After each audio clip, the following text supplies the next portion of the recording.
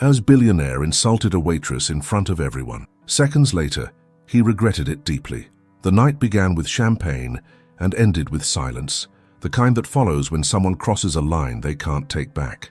Don't forget to subscribe to the channel, because stories like this remind us that love still changes people, especially the ones who thought they were incapable of it. The restaurant shimmered with glass, marble, and wealth. It wasn't a place where mistakes went unnoticed, especially not by Daniel Sterling, the billionaire whose face had graced 100 magazines. His empire stretched from New York to Hong Kong, his fortune measured in millions, his reputation in precision. To the world, he was a man who never stumbled, but that night he did.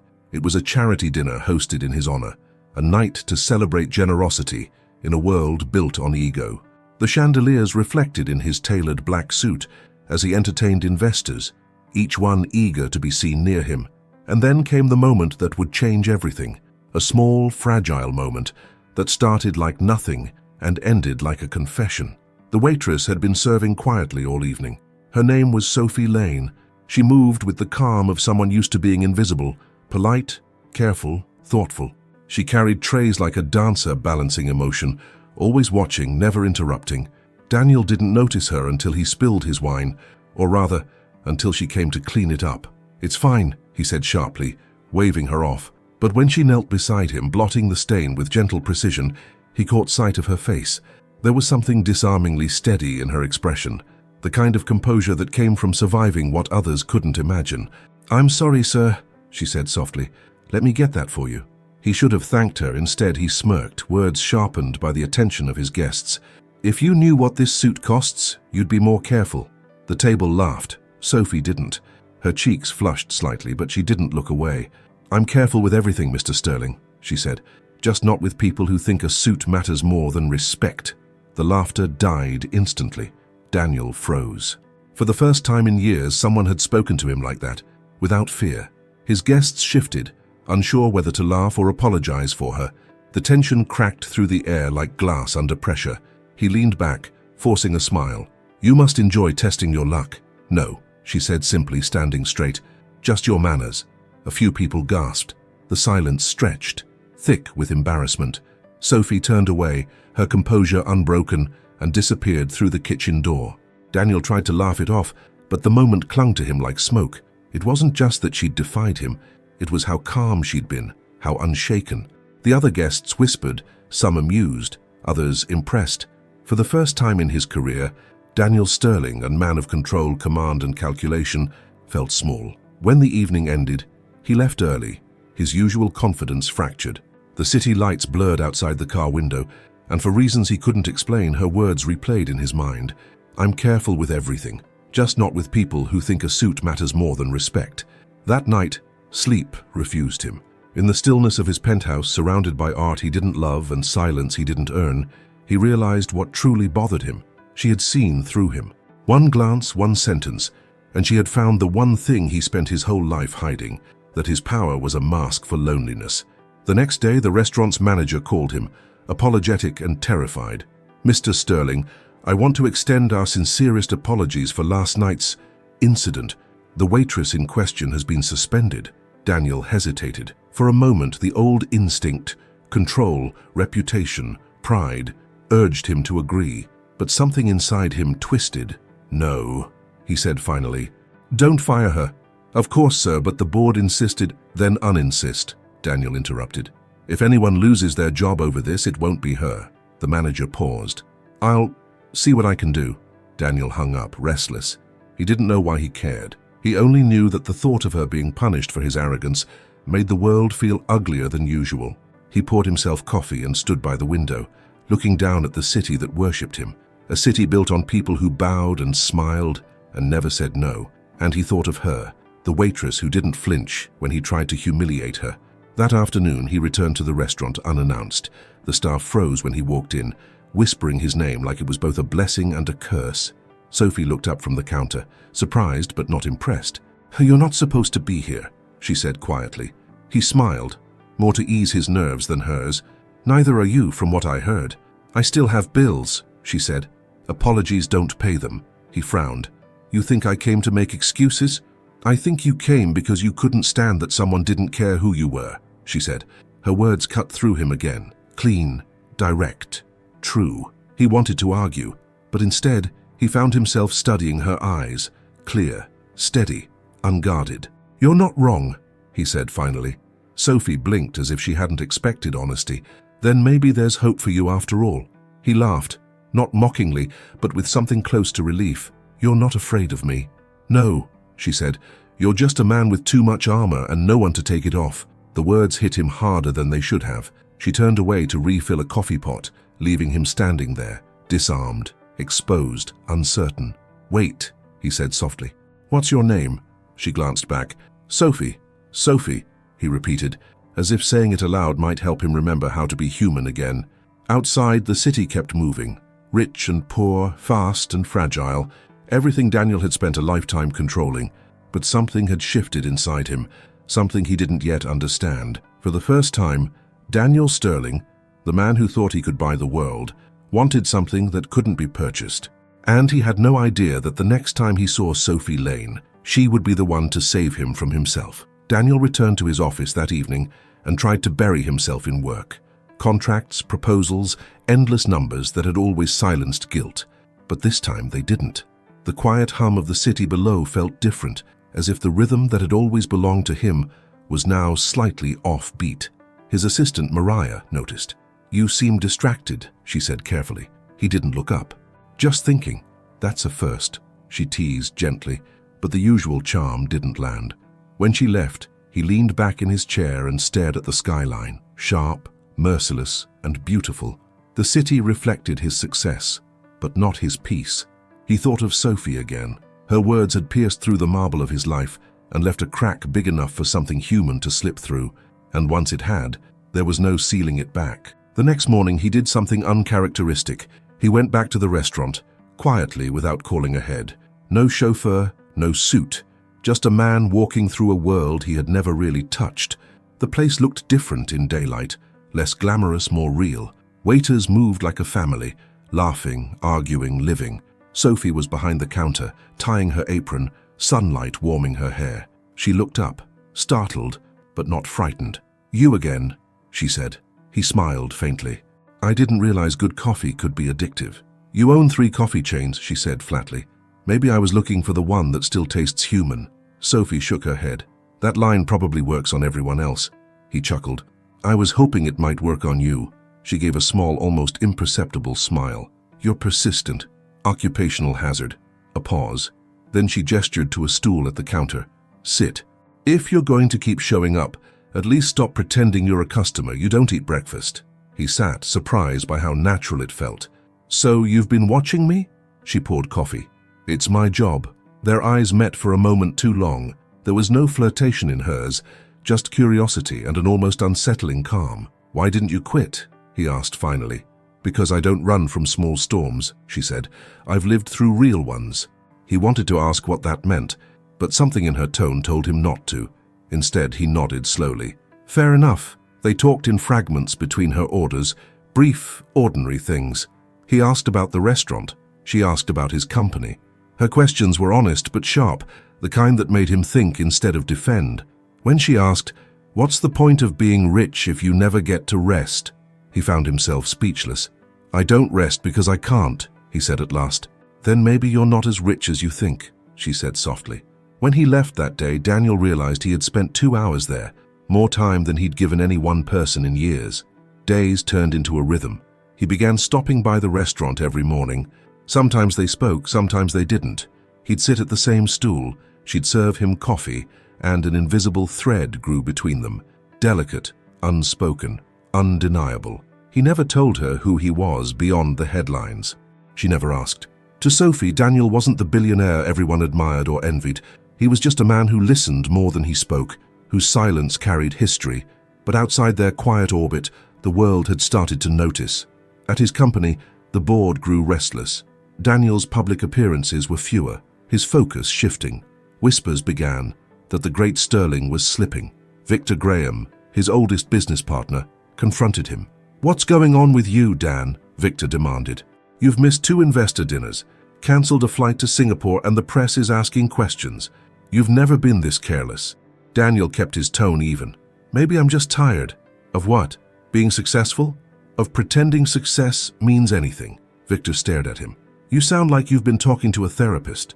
Maybe I should have years ago. Victor frowned. You built an empire by staying cold. Don't tell me you're melting now because of some waitress. Daniel froze. What did you say? Victor smirked. You're not exactly discreet, Dan. People talk, cameras exist, you've been seen. It's none of your business. It's everyone's business when your reputation drives the company's stock. Victor shot back. You get involved with someone like her and it's not romantic, it's reckless. Daniel stood, eyes flashing. Watch your words.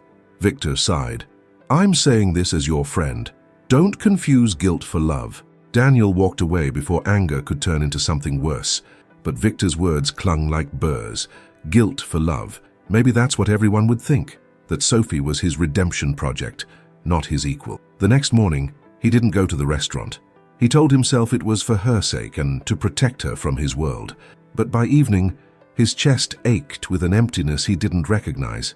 Sophie noticed his absence. She didn't say it, but she felt it. The space where he should have been. It wasn't just routine, it was connection. When he finally returned 2 days later, she didn't smile right away. Rough week? Something like that. Someone hurt you? He exhaled. Someone tried to remind me what I used to be. And did they succeed? He looked at her. Truly looked. Not yet. Her lips curved faintly. Then you're still fighting. I think I'm just starting. As she poured his coffee, her sleeve brushed his hand. A brief touch, but it startled them both. He didn't pull away. Neither did she. Something unspoken passed between them. Soft but dangerous. The kind of electricity that could burn if ignored. Outside, the world kept moving. Deals, deadlines, and dinner reservations. But for Daniel, time had begun to change speed. He didn't know it yet. But the fight Victor warned him about had already begun. Not in boardrooms or headlines, but inside his own heart. And Sophie, without meaning to, had become the one thing he couldn't control. The rain came hard that evening, hammering against the windows of the restaurant, drawing people inside for warmth. Daniel was already there, sitting in his usual place by the counter. Sophie moved between tables, her steps steady, her hair curling slightly from the humidity. Every few moments their eyes met, not with expectation but with recognition, as if they'd both quietly agreed that something had shifted. He looked different that night. No suit, no armor, just a dark sweater, sleeves rolled to his elbows, watch glinting faintly under the golden lights. He looked like someone learning how to breathe again. You're early, Sophie said, wiping her hands on her apron. Couldn't sleep, he said. She smiled faintly. I thought men like you sleep on silk sheets. He looked down at his coffee. Silk doesn't help when what keeps you awake isn't comfort. It's memory. The simplicity of his honesty made her pause. That's not something I expected you to admit. Neither did I. Their conversation was interrupted by Rosa, the restaurant's manager, middle-aged, kind, and fiercely protective of her staff. She approached Sophie with her arms crossed, eyes wary on Daniel. You've been spending a lot of time here, Mr. Sterling. He nodded politely. The coffee's good. And the waitress, she said. Daniel's mouth twitched, almost a smile. Better than the coffee. Sophie shot him a look, warning but amused. Rosa sighed. I don't care who you are, billionaire or beggar. If you hurt her, you'll answer to me. Daniel nodded seriously. That's fair. When Rosa walked away, Sophie muttered, She means it. I hope she does, he said quietly. It's nice to know someone's protecting you. She turned, surprised by the sincerity in his tone. I don't need protection. I think everyone does, he said, even people who act like they don't. For a moment, she saw through the calm surface of him, the faint sadness in his smile, the quiet in his eyes. It wasn't the emptiness of arrogance anymore. It was the kind that comes from being unseen for too long. Later that night, when the rain eased and the last customers left, Sophie found Daniel still sitting there. You planning to help me close up, or are you just thinking deep thoughts? He grinned. Maybe both. Then start by stacking those menus. He did as told. It was clumsy. Hands that had signed billion-dollar contracts now awkwardly fumbling laminated menus. Sophie watched, amused. You're terrible at this. I'm good at learning, he said. Are you? He looked at her. I'm trying to be. They worked in companionable silence for a while. The lights dimmed, leaving only the soft glow from the counter. He glanced at her apron, bright yellow, faded from years of use, and noticed the small photograph tucked in the pocket. He nodded toward it. Who's that? Sophie hesitated, fingers brushing the edge of the photo. My mother, she said finally. She used to work here. Rosa took over after she passed. Daniel softened. I'm sorry. Don't be, she said gently. She taught me everything that matters before she left. Like what? That dignity doesn't come from status, she said, meeting his eyes. It comes from how you treat people. He looked down, his voice almost a whisper. Then I have a lot to unlearn. Sophie smiled sadly. You're already doing it. They finished cleaning in silence, the sound of rain fading outside. As she reached for the lights, Daniel spoke again. Can I ask you something? Depends what it is. When you stood up to me that night, weren't you afraid I'd ruin your job? Sophie tilted her head, thoughtful. I was more afraid of losing respect for myself. He nodded slowly, the weight of her words sinking in. That's rare. Not rare, she said softly. Just expensive. Most people trade it for comfort. He smiled, the kind that didn't quite reach his eyes. You're too wise for this place. She laughed quietly. Maybe this place is the only reason I am. Daniel watched her lock the door, her reflection glowing in the glass. You ever think about leaving? Sometimes, she said, but every time I do, I remember that my mother's hands built this counter. If I leave, it'll just become another empty space owned by someone who doesn't care about the people who walk in. He leaned against the counter, studying her. You think money makes people stop caring? I think it makes them forget why they started, she said. The words cut deeper than she knew. He looked down, silent for a long moment. When she finally said goodbye and walked into the rain, he stayed, sitting alone, surrounded by the echo of her voice. He thought about all the people he'd stepped over to climb higher, all the faces he couldn't remember, and for the first time the view from the top felt lonely instead of powerful. At home, he poured himself a drink, but didn't touch it. Instead, he opened his laptop and looked at the real estate files for the block where the restaurant stood. His company owned it, a detail he'd almost forgotten. The entire area was scheduled for redevelopment. Demolition was already approved. He stared at the name on the list, the Harbor Cafe, Sophie's world, her history. His stomach dropped. He had never connected the two, that the same project his team celebrated last quarter would erase her entire life's foundation. The phone rang. Victor again. You're still ignoring me? Daniel didn't answer. Good, Victor continued, because tomorrow we start breaking ground. It's about time that old block goes down. Daniel's voice came out low, measured. Not that cafe. Victor laughed. What? The harbor stays. Daniel, it's business. Don't get sentimental. I'm not sentimental, Daniel said coldly. I'm deciding what matters. Since when? Daniel hung up. He sat there in the dark, the rain pressing softly against the glass, and realized what he'd just done. Defied his empire for a woman who didn't even know he could. He knew there would be consequences. Lawsuits, board meetings, betrayal, but he didn't care, because somewhere between her courage and his shame, something inside him had begun to heal. And in the quiet of that night, Daniel made a decision that would turn his entire world upside down. The morning after Daniel's decision, the city woke to chaos inside Sterling Holdings. News of the suspended demolition spread through the upper floors like fire through dry leaves. Executives whispered in corridors. Investors demanded answers. And Victor, the man who once called Daniel his brother, stormed into his office with fury burning behind his calm eyes. What the hell did you do? Victor said, throwing a stack of documents onto Daniel's desk. Daniel leaned back in his chair unbothered. I stopped a mistake. You stopped progress, Victor snapped. That block was a multi-million-dollar development. Luxury condos, hotels, retail. You just froze it because of some diner and your latest charity case. Daniel's voice stayed low. Watch your words. Victor scoffed. Come on, Dan. Everyone knows you've been spending time at that place. You think nobody saw the cameras? The great Daniel Sterling sitting in a cheap restaurant every morning like some middle-class philosopher. What's her name again? Sophie. Daniel's jaw tightened. She has nothing to do with this. She has everything to do with it, Victor said. You've changed. You used to know that emotion kills business. Daniel stood now, slowly, the air thick with restrained anger. Maybe business isn't the point anymore. Victor stared, half in disbelief, half in pity. You sound like a man ready to throw away everything he's built. Maybe I am, Daniel said. If what I built costs me the ability to be human, then maybe it's time I start over. Victor shook his head, laughing bitterly. You're not saving a diner, Dan. You're burning an empire. Then I guess I'll learn to live in the ashes, Daniel said, turning away. Victor left without another word. That afternoon, Daniel found himself walking the streets near the Harbor Cafe, hands in his pockets, wind cold against his face. The city around him felt louder than usual, impatient, soulless, a constant hum of success without purpose. When he reached the cafe, he hesitated. Through the window, Sophie was laughing with a customer, her smile the kind that softened the edges of everything it touched. He stepped inside quietly. "You again," she said, half smiling as she poured coffee. "You're becoming part of the furniture," he smiled faintly. "Wouldn't be the worst place to belong." She tilted her head, sensing something different in his tone. "Rough day?" "Rough decade," he said. "Must be hard," she said lightly. "Being at the top of the world and realizing the air's too thin." He laughed quietly. "You have a way of putting things no one else dares to." "That's because I don't work for you," she said. He nodded, admiring that truth more than she could guess.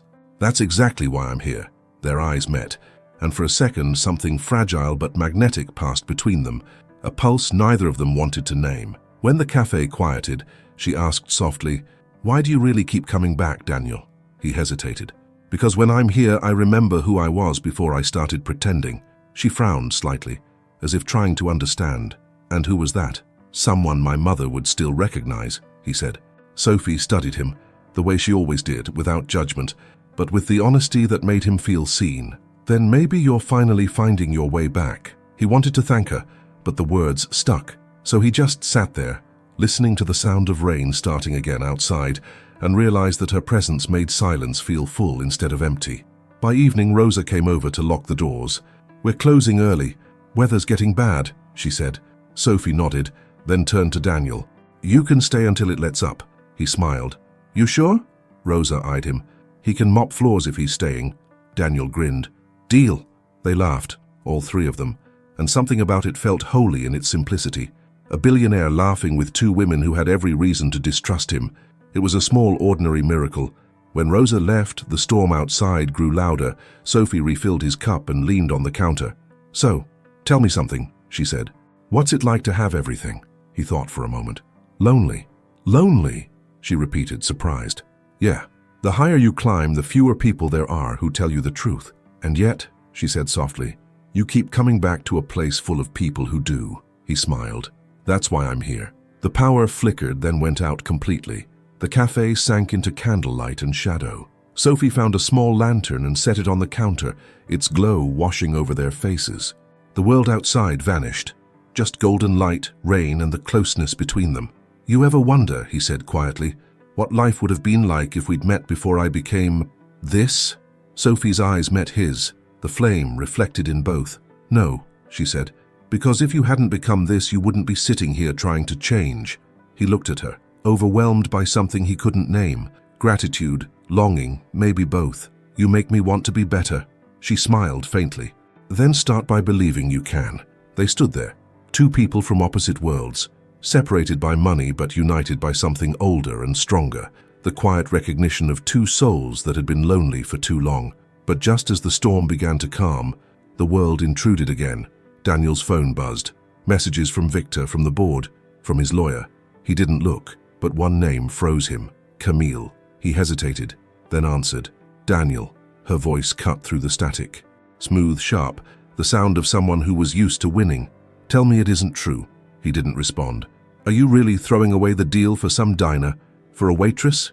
He looked at Sophie, still standing by the lantern, her silhouette calm, real, alive. "Yes," he said finally. "I am." Camille's voice turned cold. "Then you're finished. Don't come crawling back when they destroy you." "I'd rather be destroyed for the right reason," he said quietly, and ended the call. Sophie said nothing, just watched him with something between awe and fear. "You didn't have to do that," she whispered. "I did," he said, "because for the first time, I'm not ashamed of my choices." The rain slowed to a soft rhythm against the windows. Neither of them spoke again, but everything had changed. And as the lights flickered back on, Daniel realized that what he had lost in the world's eyes, he had finally begun to gain in his own. The following week, the fallout hit with full force. The financial press called him unstable. Business insiders whispered that Daniel Sterling had lost his edge. Stock analysts spoke about him like a dying legend, a cautionary tale of a man ruined by conscience. But Daniel didn't flinch. For the first time in his adult life, the chaos outside didn't define him. In the quiet hours of the morning, he'd walk the streets before sunrise, watching the first shopkeepers open their doors, The streetlights fade into daylight. The Harbour Cafe was always his final stop. Each morning Sophie was there, hair tied back, apron bright yellow, same calm strength in her eyes. The air between them had grown heavier lately, filled with unspoken things neither dared name. One morning, he walked in earlier than usual before customers arrived. She was wiping the counter, humming softly. When she saw him, she stopped. "You're here before the world wakes," she said. He smiled. "That's when I can still pretend it's simple." She poured him coffee, leaning on the counter. "How's the empire holding up?" He shrugged. "Depends on who you ask. To some, it's crumbling. To me, it's finally breathing." She smiled faintly. "That sounds like someone learning what freedom costs." He nodded slowly. "Freedom's expensive. Dignity always is," she said. They stood there in the soft light of dawn. The cafe still half asleep. He looked around.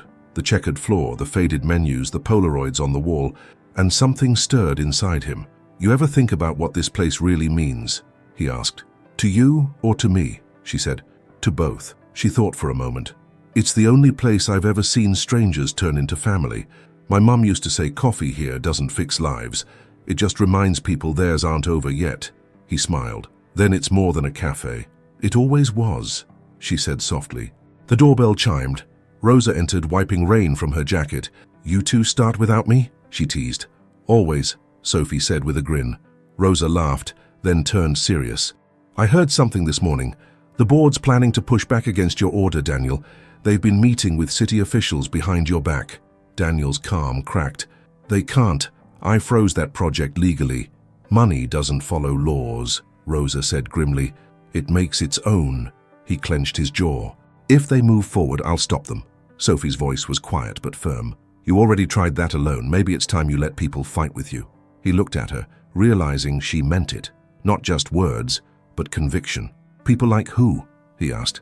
"Like us," Rosa said. "The people this block belongs to. We've been quiet too long." Daniel hesitated. "You think a handful of locals can stop an entire board?" Sophie met his gaze. "I think truth can." The words hit him deeper than he expected. He'd spent a lifetime hiding behind lawyers and contracts, but Sophie, she fought with honesty and stubborn grace. And now, he was starting to believe that might be enough. That afternoon they began. Rosa called neighbors, former workers, small business owners from the block. By evening, the cafe was packed, a sea of faces filled with determination and fear. Daniel stood before them, unsure of how to start. He had given speeches to thousands before, but this was different. These people weren't investors. They were believers. He cleared his throat. "I'm not here to make promises," he said. "I've broken too many. I'm here because I helped build the system that's now trying to erase you, and I won't stand by while it does." A murmur swept the room. "I can't undo what I've done," he continued, "but I can stand in front of it, if you'll stand with me." Sophie stepped forward, her voice steady. "Then that's what we'll do. Together." The crowd erupted in quiet applause. It wasn't loud, but it was real. After the meeting, as the crowd dispersed, Daniel lingered near the door, watching Sophie talk to an elderly couple. Her compassion was effortless, her strength quiet but magnetic. When she finally turned back to him, the rain had started again outside. "You look like a man who finally found his fight," she said. He smiled softly. "You make it sound noble." "It's not noble," she said. "It's necessary." He studied her for a long moment. "You have this way of making me believe things I stopped believing in." "Like what?" "People," he said simply. Her expression softened, but she didn't speak. Instead, she reached into her apron and pulled out the old photograph, the one she always kept with her. She handed it to him. He frowned slightly. "Why are you giving me this?" "Because every time I look at it, I remember why I keep fighting," she said. "Now it's your turn." He looked down at the faded image. Her mother, young and smiling, serving coffee in the same cafe, years before he ever knew it existed. A woman who believed in kindness so deeply it had rippled through her daughter, into him. He blinked hard, emotion pressing at the edges of his composure. "I don't deserve this." Sophie smiled gently. "Then earn it." He met her gaze, voice quiet. "I'll try." "Don't try," she said softly. "Do." The room was empty now. Only the sound of rain and the hum of the old neon sign outside remained. He looked at her, realizing how much she'd changed him, not with grand gestures but with small truths. "Do you ever get tired of being the strong one?" he asked. She smiled faintly. "Only when no one notices." "I notice," he said. For the first time, she looked away, not because she was shy, but because she couldn't hide the warmth in her eyes. "Go home, Daniel," she said quietly. "Tomorrow will be harder."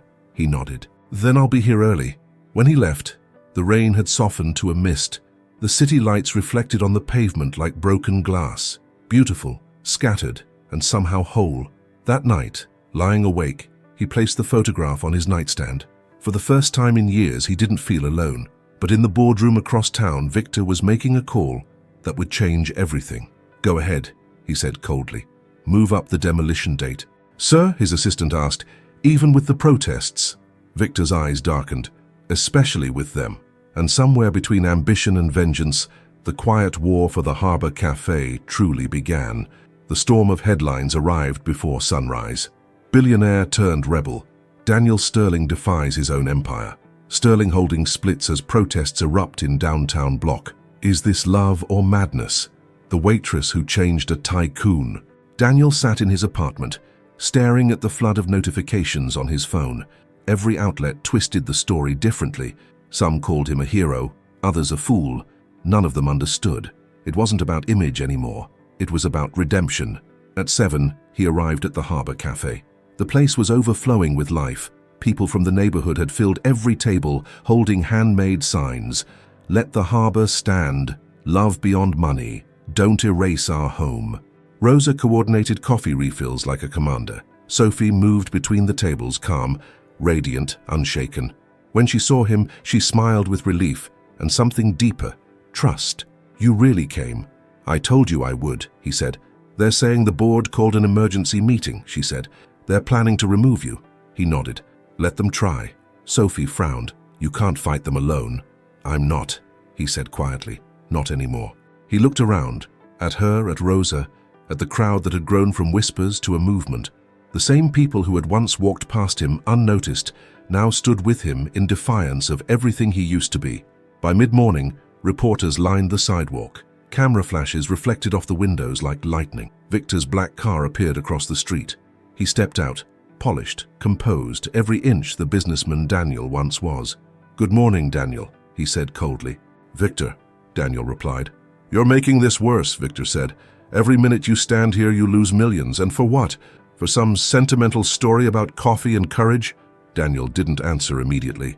He looked back through the window at Sophie, pouring a cup for an old man who couldn't stop thanking her.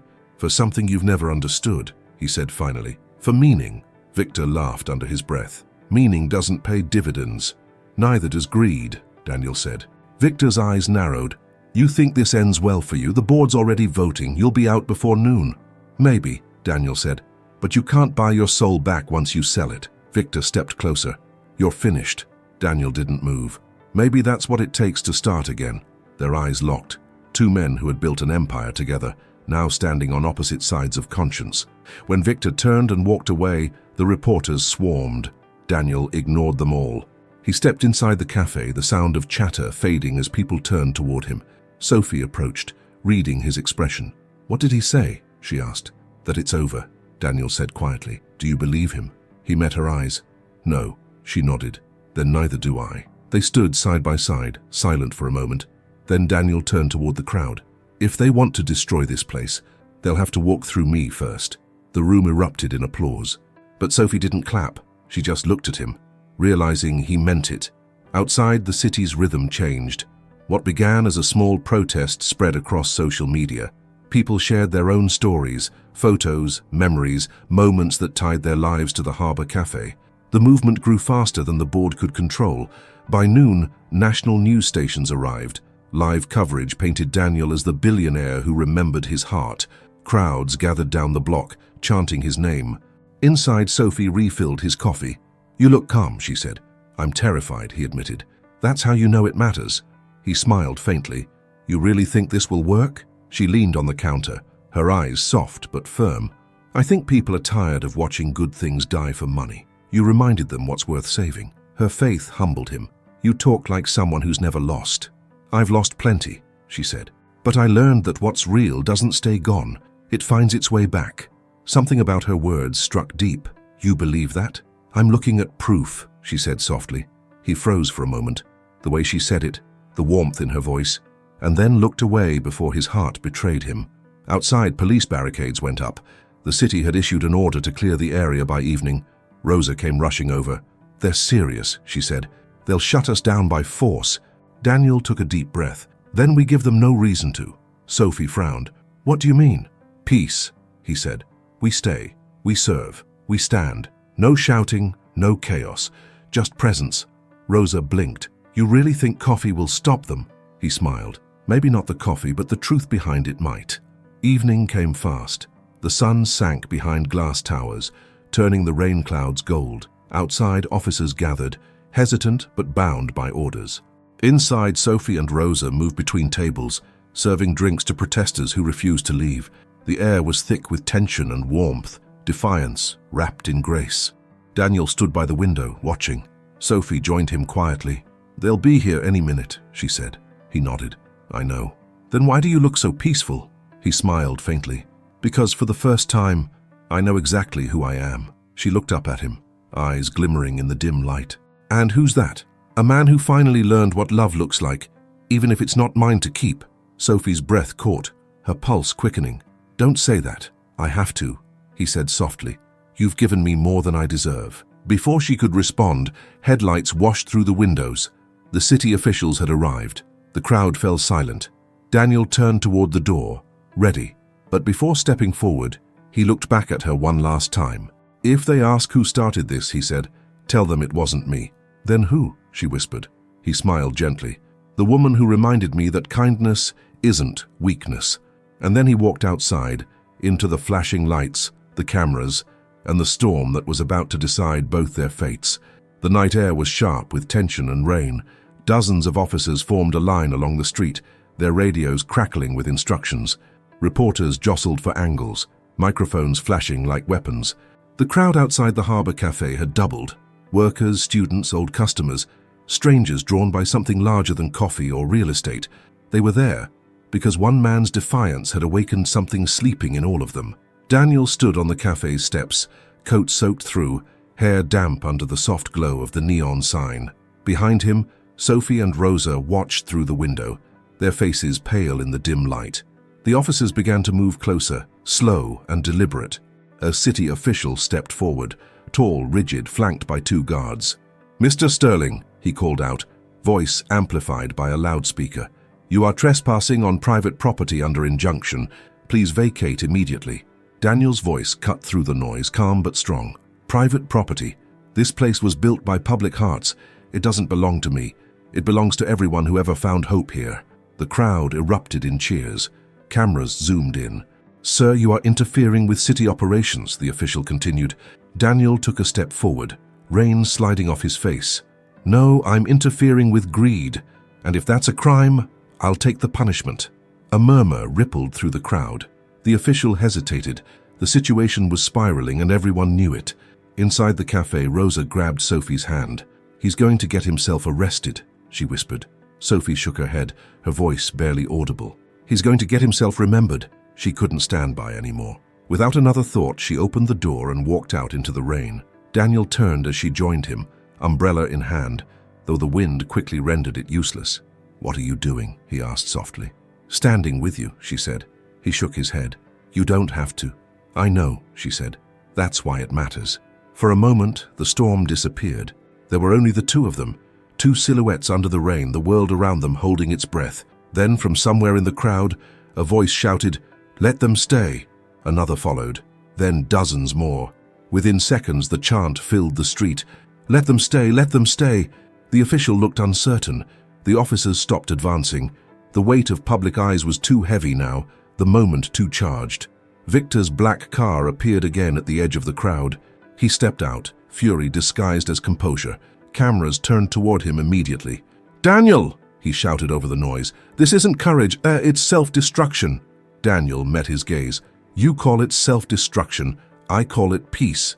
"You'll lose everything," Victor barked. Daniel's reply was quiet but carried like thunder. "Maybe that's the only way to start over." Sophie stood beside him, rain dripping from her hair, eyes never leaving his. "You don't have to prove anything anymore," she whispered. He turned to her, voice softer now. "This isn't about proving, Sophie.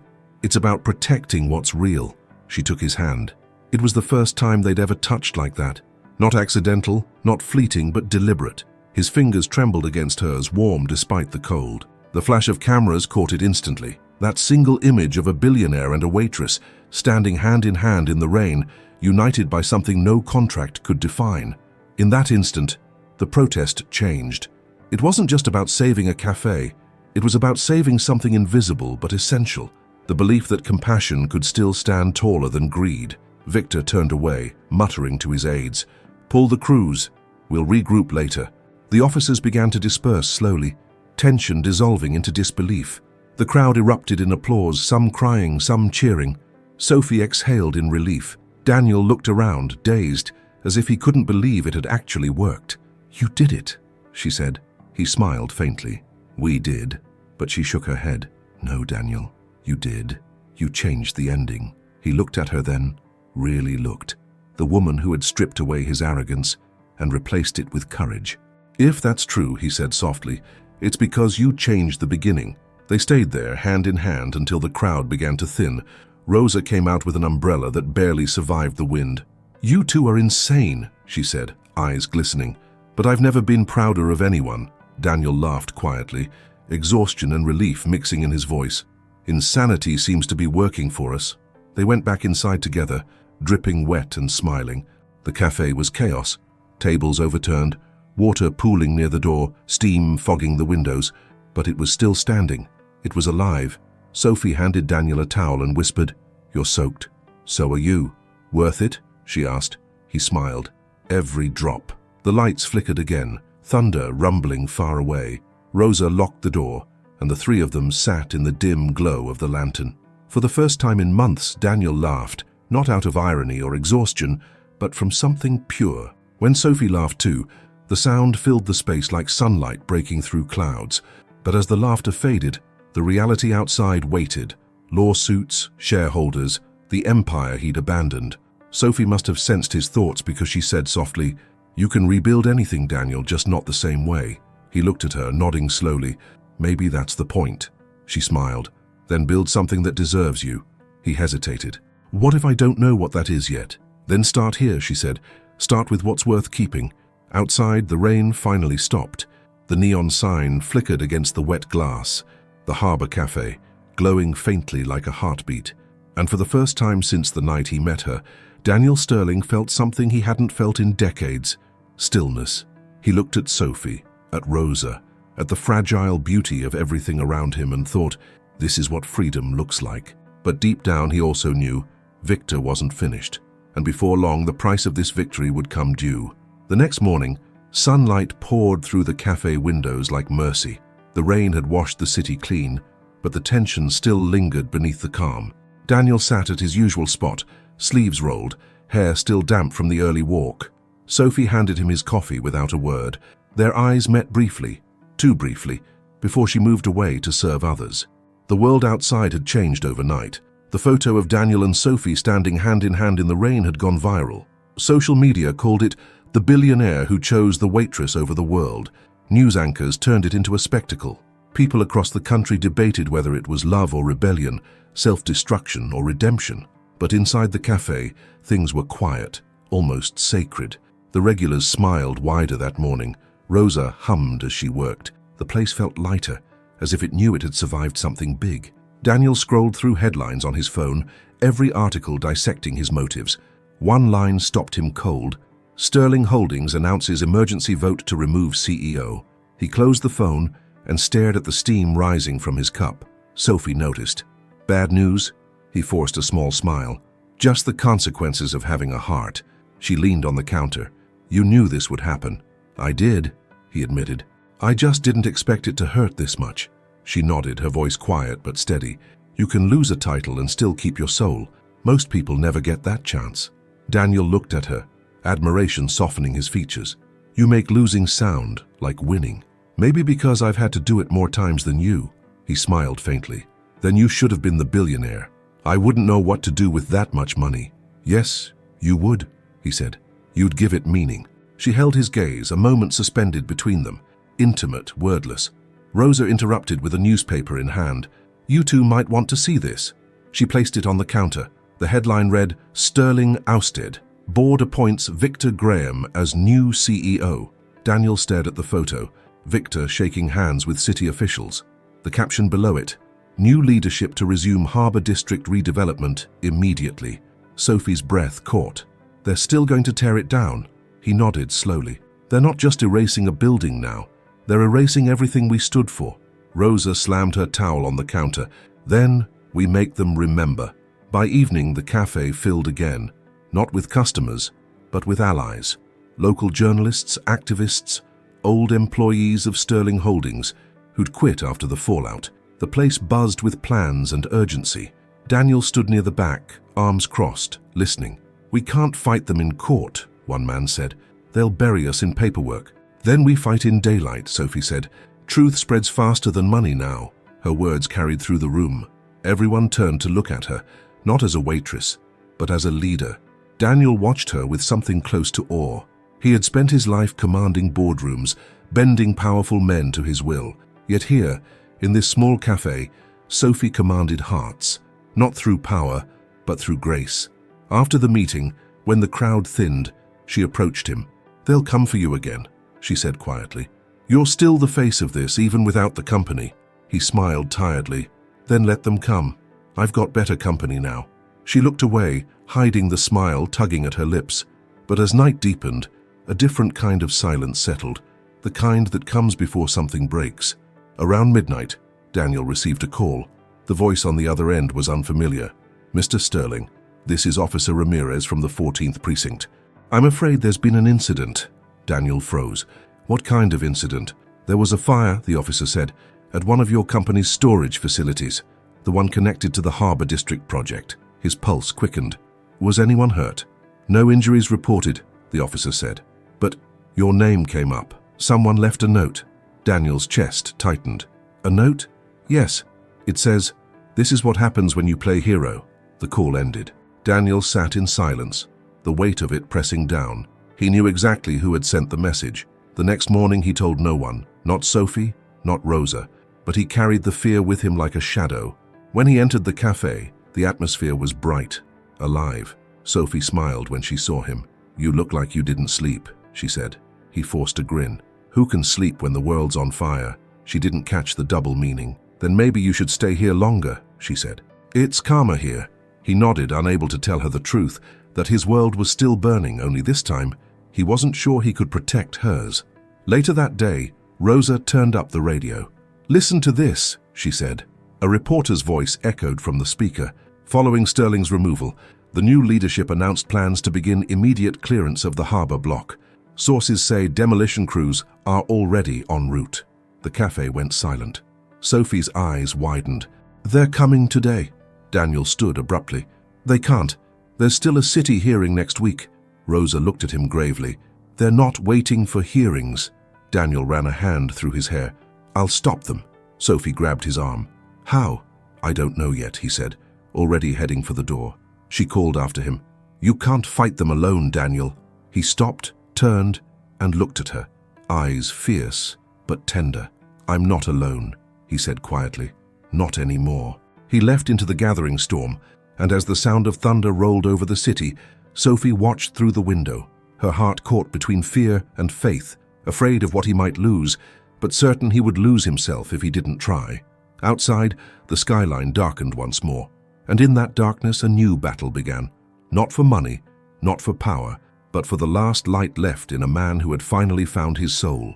By the time Daniel reached the construction site, the wind was howling through the half-lit streets.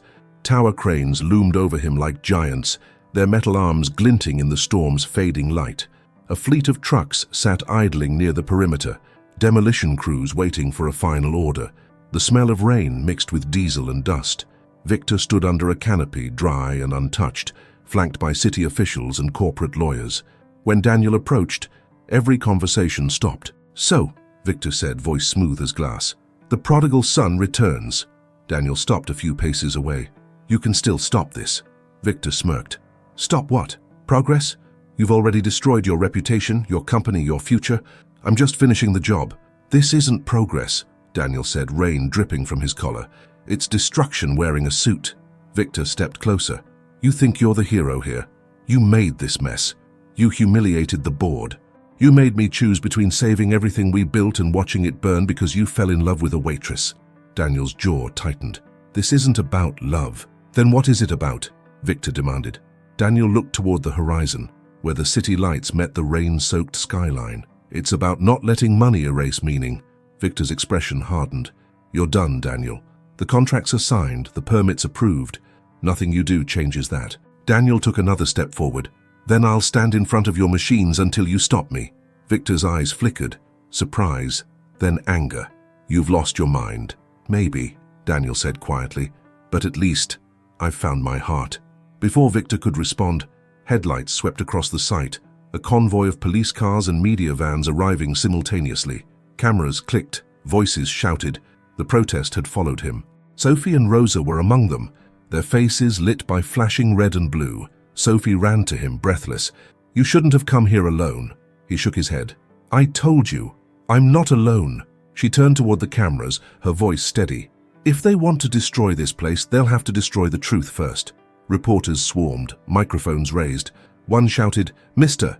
Sterling, are you aware your former company has issued a restraining order against you? Daniel looked straight into the lens. They can restrain my name, my fortune, my future, but not my conscience. The crowd cheered.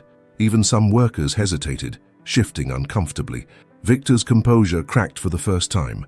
You're turning this into a circus, he hissed. No, Daniel said. You already did, when you forgot people were watching. Sophie stepped closer, her voice low. You don't have to fight him like this. He looked at her, the quiet fire in her eyes, the rain running down her cheeks. Yes, I do, because this time it's not about me. And then, before anyone could react, he walked straight toward the nearest bulldozer and climbed onto its front. Cameras flashed wildly. Victor shouted, Get him down from there. No one moved. The operator looked at the police, who looked at the reporters, who looked back at the man standing defiant against his own empire. Sophie's heart pounded as she stepped forward. Daniel, please. He turned to her, voice breaking slightly. You once told me dignity comes from how we treat people. I finally understand what you meant. Not like this, she said. You've already proved your point. He smiled sadly. Then let them see what it costs to forget. The rain fell harder. Reporters filmed every second. The billionaire who had everything now standing on a machine meant to erase what little humanity he had left. Victor shouted orders, but no one obeyed. The foreman lowered his helmet. Not doing it, he muttered. I didn't sign up for this. Within minutes, the demolition site became a standoff. The police couldn't act without escalating. The workers refused to move, and the cameras broadcasted it all live. Sophie stood in the mud, trembling. She'd never prayed before, but she did now, silently, fiercely. Then something changed. A ripple through the crowd. A single construction worker, rough hands, soaked clothes, stepped forward and shouted, My father used to eat at that cafe every day after his shift. That place fed people when no one else did. Another voice followed, then another. Within minutes, dozens of workers dropped their tools and joined the protesters. The barricade between labor and leadership collapsed. Victor looked around, realizing control was slipping through his fingers. You're finished, he shouted, though no one was listening. Daniel climbed down slowly, his legs shaking from the cold. Sophie ran to him, wrapping her arms around him before he could protest. For a long second, the world disappeared. No cameras, no contracts, just two people holding on to something worth saving. I thought I lost you, she whispered. You almost did, he said, voice trembling. But you found me first. Reporters swarmed, flashes lighting their faces like lightning, but neither looked away from the other. The next day, the footage was everywhere. Billionaire defies demolition for love and justice. Workers joined former CEO in protest. He reminded us we matter. The board had no choice. Under immense public pressure, they withdrew the project. The Harbor Cafe and the block around it was declared a heritage site. When Daniel read the news, he didn't smile. He just closed his eyes and exhaled, relief mixing with disbelief. He wasn't a CEO anymore. He wasn't rich, but he was free. That evening, he returned to the cafe. It was quiet again, the crowd gone, the city calm. Sophie was cleaning tables, the same as always.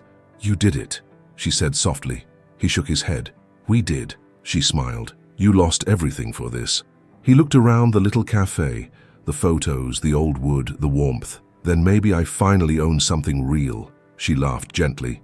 You and your metaphors. Only one left, he said. You. Her smile faded, eyes softening. What are you saying?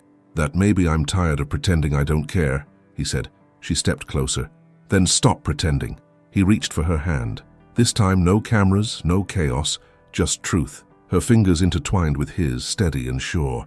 Outside, the city glowed, not from the lights of wealth, but from something rarer, redemption.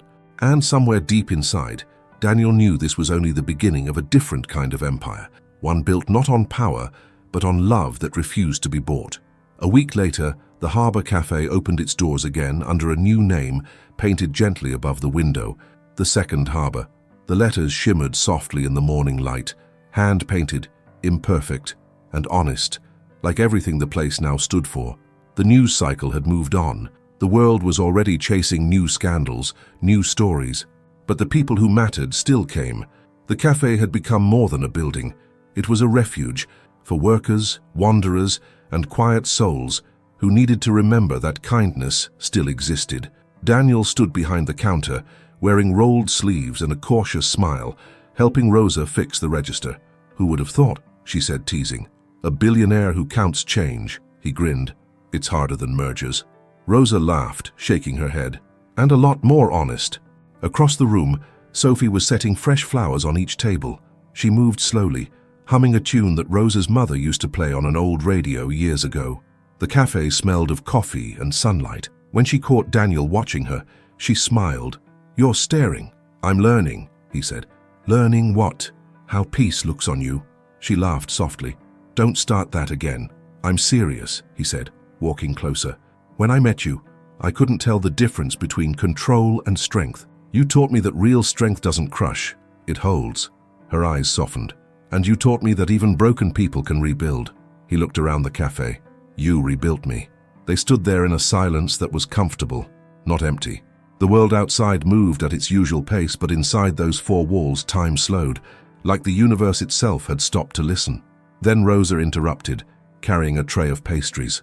If you're going to make the air this romantic, at least light a candle. Sophie laughed. Careful, or we might. Daniel smiled at Rosa. You never let us enjoy a quiet moment. I lived long enough to know quiet never lasts, she said knowingly. She was right. Quiet never did last. But this time Daniel didn't fear it.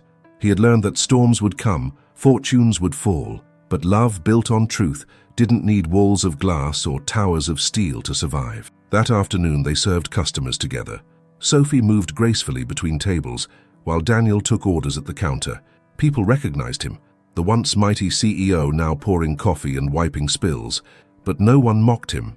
They smiled. They saw something human in him now, something familiar. An elderly man approached the counter and handed Daniel a small photograph. Your story reminded me of my daughter, he said. She worked 3 jobs to keep our home. When you stood on that bulldozer, I saw her in you. Daniel's throat tightened. Thank you. The man nodded and left. When Sophie returned to the counter, she found Daniel holding the photograph, lost in thought. What is it? She asked. He smiled faintly. Proof that some things reach further than money ever could. Sophie looked at him, eyes glistening. You've changed more lives than you think. He shook his head gently. No, I just stopped pretending mine was enough. She reached into her and took out the one she'd once given him. You kept this safe when I couldn't. Now it's yours to keep forever. He took it, voice barely a whisper. She'd be with us, Sophie said softly. The doorbell chimed. Another customer entered. Life went on. Rosa bustled around, muttering about needing more sugar. The coffee machine hissed. The city outside buzzed. But between Daniel and Sophie, something wordless lingered. Not the thrill of romance, but the peace of 2 people who had earned each other's truth. Later that evening, when the last customer left and Rosa had gone home, Daniel sat in his usual booth. Sophie joined him, resting her chin on her hand. The neon sign outside glowed faintly in the rain. You ever think about everything that had to break for us to find this? She asked. He nodded. Every day. And was it worth it? He smiled. Every second. She reached across the table, her fingers brushing his. Then maybe that's what love really is, the thing that makes the breaking worth it.